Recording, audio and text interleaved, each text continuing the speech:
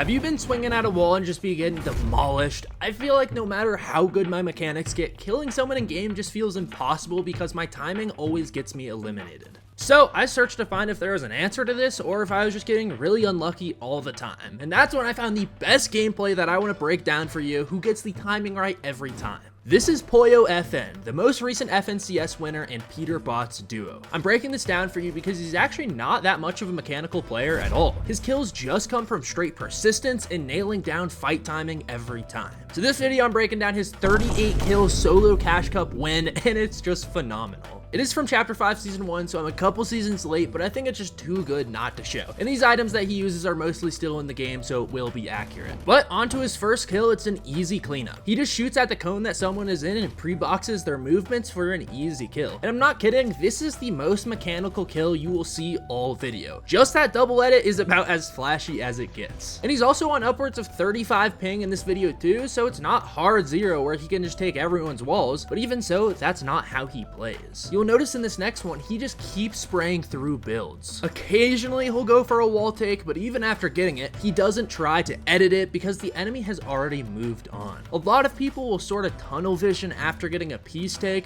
but not Pollo. He just keeps moving until he finds his enemy in an awkward spot for an absolutely free kill. This next one, he actually does get quote-unquote bad timing, but for me, it would probably get me killed, whereas for him, he gets a ton of damage from it. So we'll play that back in slow-mo. As soon as he jumps down onto the stair, he's spraying the wall to get it weak and keeping his crosshair on the enemy. If the enemy were to make any sort of edit on him, he would be getting a lot of damage on it, but the enemy never decides to edit, so Pollo goes for the wall take. And for me, when I'm going for a wall take, this is always where the bad timing strikes. And it actually strikes for Pollo too, but this is what I learned from it. He pulls out his blueprints to take the wall and doesn't get it, then the enemy edits while he's switching weapons. For most people, this could be called a wrap since you're just caught with your pants down, but for Pollo, he keeps his crosshair on the enemy the whole time and continues to spray through his wall. The enemy does a good job protecting for the first wall rebuild, but Pollo is still able to get a ton of damage by just bleeding shots through. This clip, Pollo starts spraying from super far away. It's early in a Cash Cup, so it's unlikely that this is an uninhabited box, so he assumes the guy is just hiding in the cone, which is correct. Pollo's goal is to make this box that he has as uninhabitable as possible. If you catch someone in a 1x1, it's frequently a free kill, but the more boxes they have, the harder it is to fight them. So that's why when this guy's in a 2x1, he's trying to take one of those boxes away, which is successful.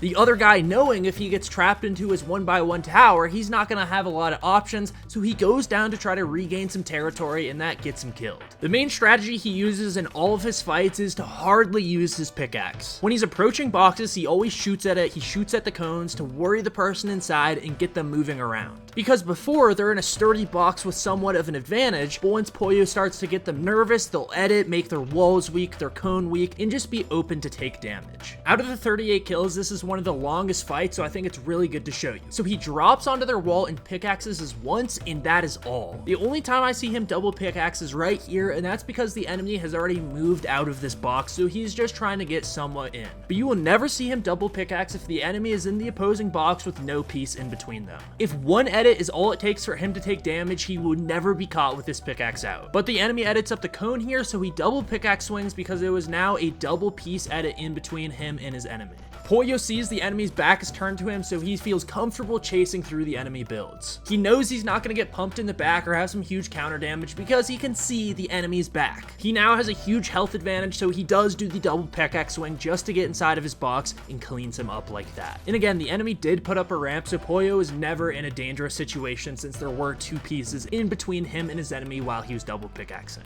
Along with that same principle, he keeps shooting at these boxes to make the enemy nervous so they edit out of their structure. He drops down and the opponent already made an edit to shoot Pollo, which he's able to capitalize on by sneaking a cone into his box. Now Pollo knows this guy is super antsy to edit because he already instanted edited on him before and he's going to do it again. That means he's not going to be holding his wall, which gives Pollo the perfect opportunity to go for the wall take. He gets it and gets some damage damage in, but also takes a lot of return damage off some poor edits. But a kill's a kill. And before you hop into endgame where he was able to get 25 more kills, please invest into the channel if you've been enjoying and want more pro breakdowns, and of course use code reidtheninja or code Pollo in the item shop. Okay, so it's now endgame, it's in the half and half zones, and Pollo is still full W king. If you ever plan on doing anything crazy like this, make sure to do what he does and have your back to zone. He strategically finds the one person who's right up against zone where he can have a protected attack the whole time. Fighting an endgame when there is a lot of people alive is quite risky, but he does it in the best way possible. So the fight sort of starts as a build fight where he's able to get a big shotgun damage on this guy, but then it escalates into a box fight downstairs. The other guy's trying to put some space between them so he can heal up, and Pollo knows this. That's why this is the circumstance where he gets into his box. Not only is his timing good when to take walls, but also when to phase. If you don't know this trick, this is called the momentum phase, where you don't need to put a stair behind you or anything, you just jump straight through their wall. Pollo's crosshair placement is always perfect. In this situation, he is 2 boxes away from the opponent, but his crosshair is still on where the enemy is. And even though he's a couple boxes away, he's still able to get chip damage on him, take the wall, and finish him up just because his crosshair was right on him the entire time. This next one shows why he's so good at timing things perfectly. And the reason is he's not constantly going for wall takes. In this situation, he breaks the wall and then shoots the enemy and then wall takes. Most people would try to break the wall and instantly go for it and maybe get surprise attacked if the other person is holding and decides to edit, but Pollo doesn't go for it immediately and only decides to go for it when he sees that the enemy just isn't taking it. This is again one of those rare times where he double pickaxes, but he only does that because the enemy has already moved on to a different box. He gets a lot of damage on this guy before he boxes up in a different box, but again, we know his timing is super good with these momentum phases, gets in and gets that kill.